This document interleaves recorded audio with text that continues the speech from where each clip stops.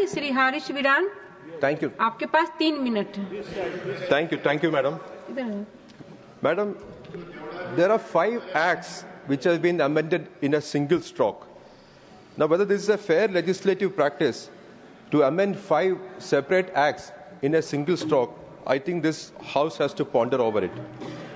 Now, madam, I have got certain issues and concerns with regard to this particular bill.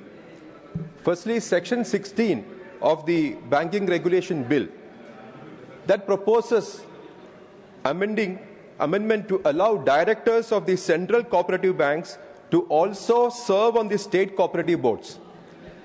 Now, madam, this raises severe concerns with regard to governance. This also raises potential conflict of interest because this is a double role for a director. He can be a director in the central board as well as the state board.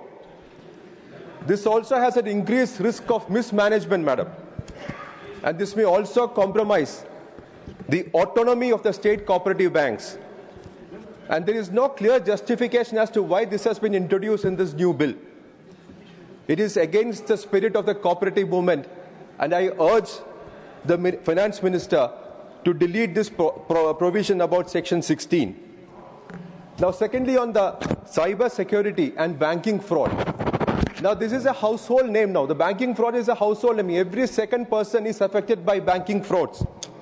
But this bill does not make any mention about the cyber security and banking frauds, which is implemented in the public sector bank.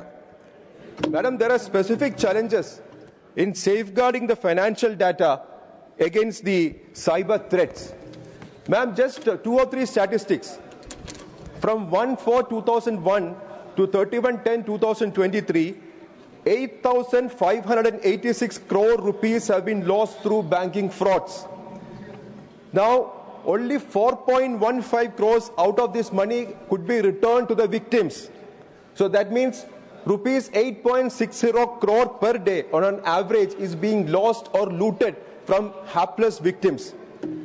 Now, sir, recovery of money to hapless victims is a very lengthy process.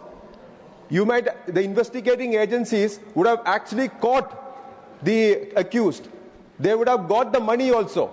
But to retrieve the money and give it back to the victims, hapless victims, is a very, very lengthy process. There is nothing mentioned in this particular statute so that the hapless victims get back their money which they have lost. Now, sir, there should have been some provision in this particular statute on that. Now, another problem which is encountering is about this CIBIL. We all know that there is this CIBIL rating on the basis of which the loans are being sanctioned to individuals. But nobody knows what is CIBIL, who is CIBIL, and what is the legal sanctity of this CIBIL. There is no transparency. Just 30 seconds, sir. Just 30 seconds. Very positive. Sir, government should have incorporated this as a part of the legislation, sir. I'm just concluding, sir. Just give me 20 seconds only, sir. And another issue which I have to encapsulate is that the bank deposit growth is lagging behind the loan growth. And therefore, there is no money now in the bank because everybody is going to investments, other investments. Now, in conclusion, sir, please conclude. In conclusion, sir, certain provisions, therefore, actually warrant deeper scrutiny and potential require reconsideration or revision. I therefore urge the government to adopt cautious and consultative approach, balancing efficiency. Nothing is going on record now. Shri P.P. Punir. 3 minutes. Thank you, Honourable Deputy Chairman, sir. 3 minutes. The paucity of time, I will only briefly touch on the issues facing our banking ecosystem.